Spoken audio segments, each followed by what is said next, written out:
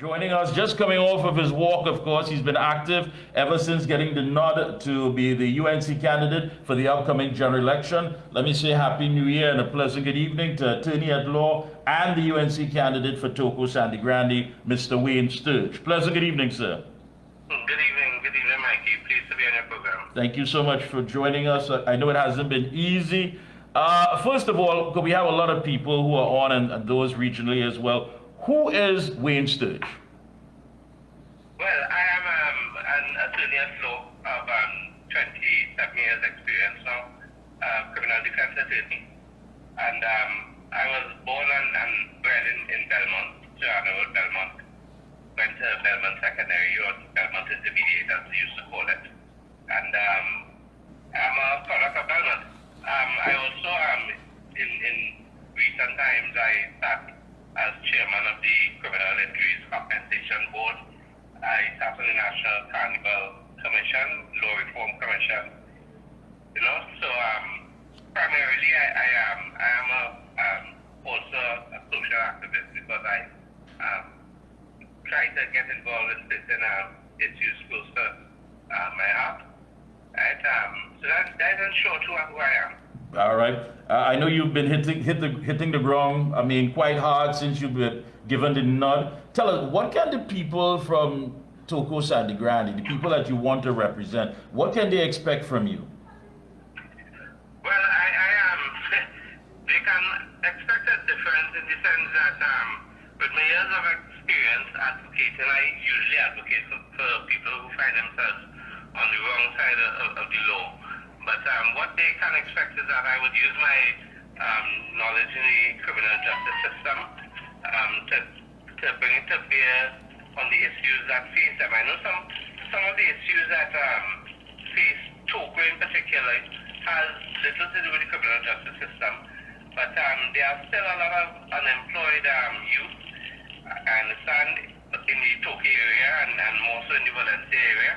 I know what unemployment causes, because when people have no options, no opportunities, that is when they they find themselves with the wrong side of the law. Because, I see there are gangs in where I'm walking in Valencia and so on, and what happens is people want to belong.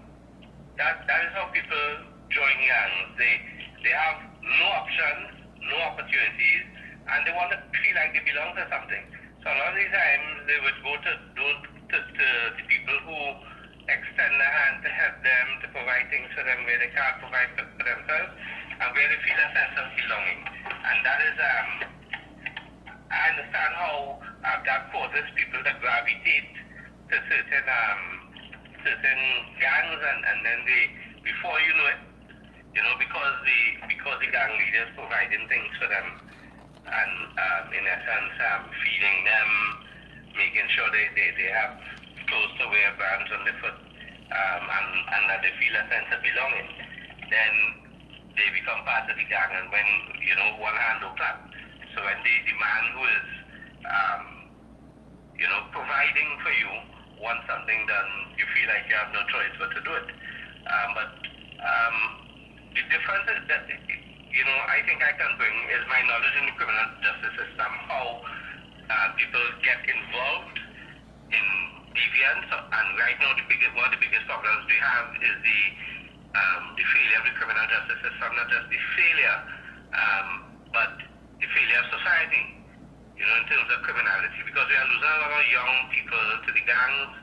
When we lose them to the gangs, they end up serving long terms of imprisonment, or they die in the process. They are victims of murder and things like that. So I understand the short-term proximal causes of violent crime, and I understand how we can fix the proximal causes, which is the things we need to do in the short term to address violent crime. But I also practice the long view, which is root causes of crime. Everybody understands what the root causes are, and how to address it so that you'll see improvement 10, 15 years on the road. But right now we need a respite from what is going on in Trinidad and Tobago, and I understand what is needed to provide that You know, little bit. you said that you've always been outspoken, and that's a fact. I mean, we are right now in a SOE, state of emergency. You have made it quite clear that there was no justification for Dr. Rowley and the administration to have this SOE. You claim that it would be a monumental failure. What do you say to people who have been asking for something to be done, something to curb and arrest this crime situation, whether it be extortion, whether it be home invasions? What would you say to them who believe that, listen, something is being done at least at this point in time? I don't think, let me tell you the problem we have. The leadership is in a sense rudderless, bereft of ideas, and therefore if they are bereft of ideas, they don't know how to fix it, then all they can do is hope and pray. The commissioner of police has resorted to prayer, and I see the Prime Minister threw his hands up and he in essence was blaming everybody else but himself. He blamed the judges, he blamed the police, he said, people are not reporting their relatives who are involved in criminal activity and their friends who are benefiting from criminal activity, and he's ignoring the reality on the ground. So the thing is, right now, there's a lot that needs to be done, and why I said a state of emergency would not work, that is not an answer to crime. That can't be an answer to crime. The criminal state of emergency is something that should be narrow in scope and targeted. So they use the reprisal killing in physical hands where 5 people were assassinated, which followed an attempt to assassinate a gang leader outside Bessel Street. One person, I think the driver, was assassinated in that attempt. And they use that to say, in essence, that we need a state of emergency. That was something I believe the intelligence would reveal was, in essence, self-contained. You call a state of emergency if there's a real danger that sort of thing would spiral out of control and have a deleterious effect on national security as a whole, or the wider national security. And the thing is, that issue, if you want the intelligence would reveal, is limited in scope. The 2 rival gangs is limited in terms of who would be involved and the areas. You could simply have had a limited state of emergency targeting certain areas, and they know the areas that need to be targeted, rather than something that is as broad as being island-wide. The only good thing is that they haven't implemented a curfew, but when you look at some of the regulations, they do not meet the stated aim, and in essence, some of them go too far. For instance, chaining up people to bringing in firearms. When has that worked? Yeah. When has that worked, right? But that's the smallest of the problems. Inherent in that problem is you are undermining an independent institution by telling people to bring in your firearms and you wouldn't be charged or prosecuted for it. You can't usurp the power of the DPP. The DPP is the only person who is to say, well, we are not going to pursue this. If you bring in a cache of firearms, can you really tell the person who brings in the cache that we're not going to prosecute you? When the DPP has an interest in prosecuting you, you can't and you shouldn't. One of the other regulations, in essence, it is limiting access to the courts, right? Under a tribunal, when you are detained, then by all means, there's a tribunal under an SOE. When you are detained, the tribunal will have jurisdiction. And the tribunal, in essence, is advisory, but it also looks after the rights of the person detained. But outside of that, you have regulations that are so broad in scope that it purports to remove the jurisdiction of the court, and that is, in essence, unnecessary. If the government believes that a state of emergency is necessary, so be it. We'll see at the end whether it works, whether it doesn't work. We'll judge them at the end. So we are not going to. Sorry, go ahead. No, I know the Prime Minister also spoke about the fact that there needs to be a collective action from law enforcement, families, and the judiciary, lamenting that criminals appear to operate as though without fear of detection and certainty of timely dissuading punishment. You, of course, replied and said, listen, that was totally an unjustified attack on the judiciary. What do you say to people who believe that, you know, criminal attorneys, they simply just deal with some of the symptoms because they make their money off of these repeat offenders? Listen, that's a very narrow view. Criminal defense attorneys are part of a system, and the system exists because people make mistakes in identifying perpetrators. The wrong man, like you pointed out, police officers sometimes wrongly charge people, and then there's a phenomenon now where gang leaders give each other frame cases. So you can't demonize the role of the criminal defense attorney. The criminal defense attorney plays a role in the criminal justice system, and the role, in essence, is to ensure that whatever evidence is brought is tested, and if tested and it is found to be cogent and compelling, then the person is convicted on the evidence. If, however, when subjected to the rigors of cross-examination, legal submissions, and so on, and it is found that the evidence is suspect, then the citizen is entitled to acquittal because he might very well not be guilty. Would you want to be charged with a criminal offense knowing that you yourself are innocent, and then you end up serving time for something you didn't do? No, that's the role of the criminal defense attorney. So you don't blame us for doing our job. The job of the prosecutor is to present the evidence in a dispassionate way, not to seek a conviction. The prosecutor is also a safeguard for the citizen, because there are and have been citizens who have been wrongfully charged. And lastly, I see there was an attack on the judges. The judges don't have a side in this, right? They don't have a horse in this game. The judges apply the law. That's why I criticize it. You're blaming the judiciary, but a judge applies the law. And the law, most of the time, it's settled by higher court. And you can't blame a judge for applying the law and you don't like the outcome. You see, the thing is, let's say he's saying the punishment takes too long and all that. Whose fault is that? Is it the judge's fault that it takes 5-10 years between charge and trial? That's not the judge's fault, you know. That is the fault of those who have the responsibility of pouring resources into the criminal justice system to ensure that there is personnel and that trials happen within a reasonable time. The person, last I recall, who is responsible for that is the person who holds the purse strings. That is the Prime Minister. That is the Attorney General. That is the Ministry of National Security. Those are the persons who are responsible. So don't blame the judiciary for doing their job when you are not doing yours.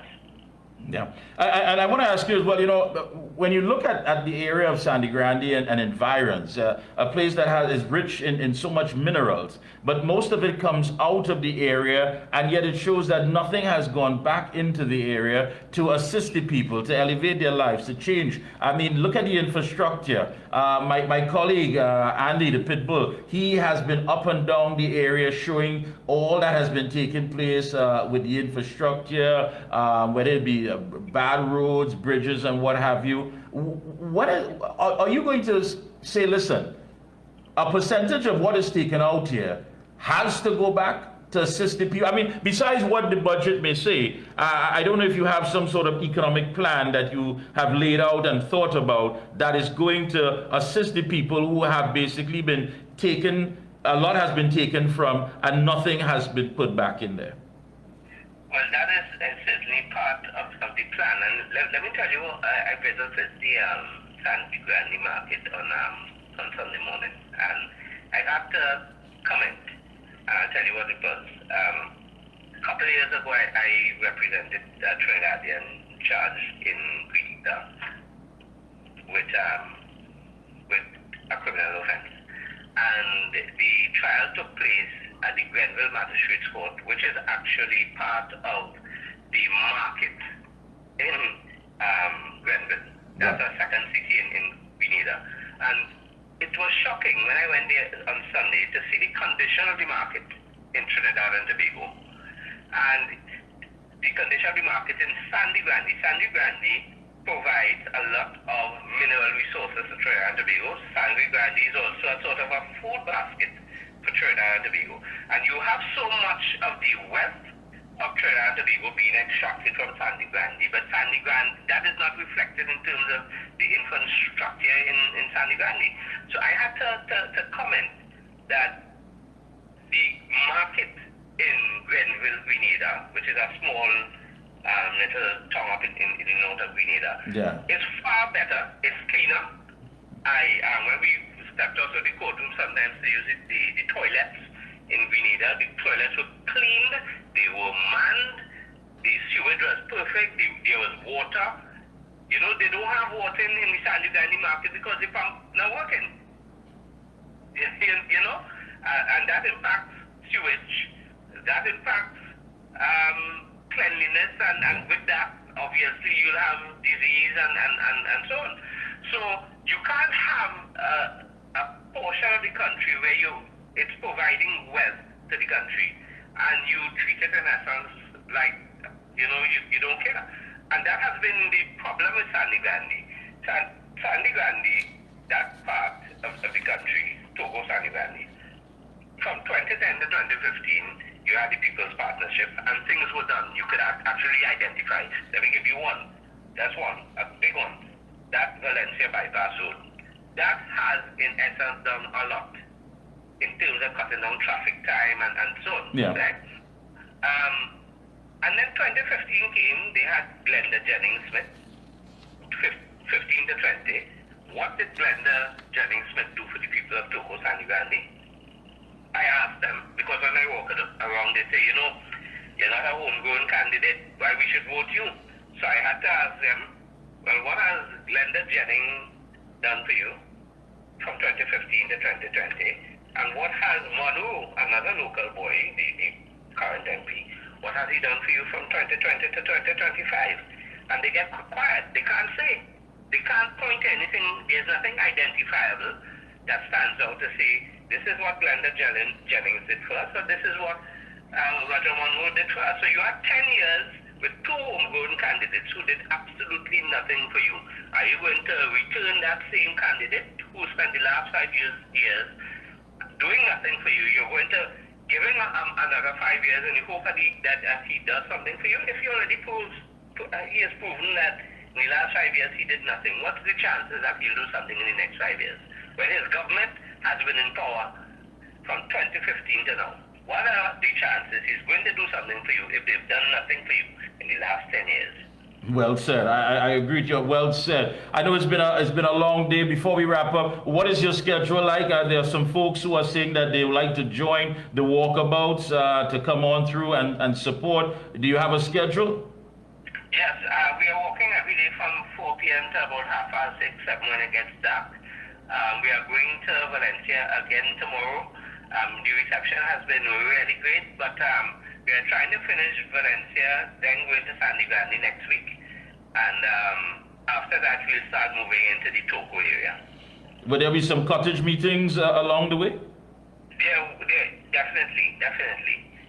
So that we can address the concerns in a group setting, and we can have a lot more feedback and so on. Yes, we get our individual feedback, right? But it's really a privilege to be able to meet these people, and I'd like to meet them in the setting of a cottage meeting where we can express our ideas, our plans for the area, but where we can also get feedback, so that because we don't just govern from the top down, you have to govern from the bottom up, right? So you have to understand what are the needs of people and tell them realistically what you can do and within what time frame, because you can promise all these things, and if you don't have a time frame, they are tight dreams. Is there a number perhaps for your campaign team, for those folks who want to make arrangements to come up and be a part of it?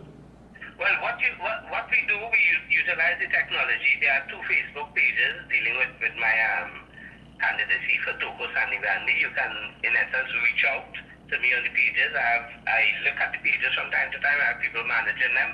And we get a lot of information that way. You can private message. You can call me on 683-5889. I'm still practicing law, so during the day it might be hard to get back to you. But what I try to do at the end of the day is return calls as much as possible or message back, so that at least the lines of communication are open. But I'm really inundated. I'm not complaining, because the reaction in Toco, Sangre Grande really is phenomenal. You know? All right. Hey, best of luck to you and your entire team. We will be checking in with you periodically. Keep up the good work and go all the way, Mr. Sturge. I appreciate that. And before I go, I just want to say a big shout out to Neil De Silva, who walked with me every day, and also the Pitbull, Andy. I really want to thank Andy for how he, is so energetic, how he connects with the people, and how he's making things so much easier. All right, great to hear. Keep up the good work to you and your entire team. No problem at all. Thanks for the call. Thanks a lot. Well, there you have it. You're welcome. There you have it, folks. The UNC candidate for Toco, Sangre Grande, attorney at law, Mr. Wayne Sturge, and of course his entire team.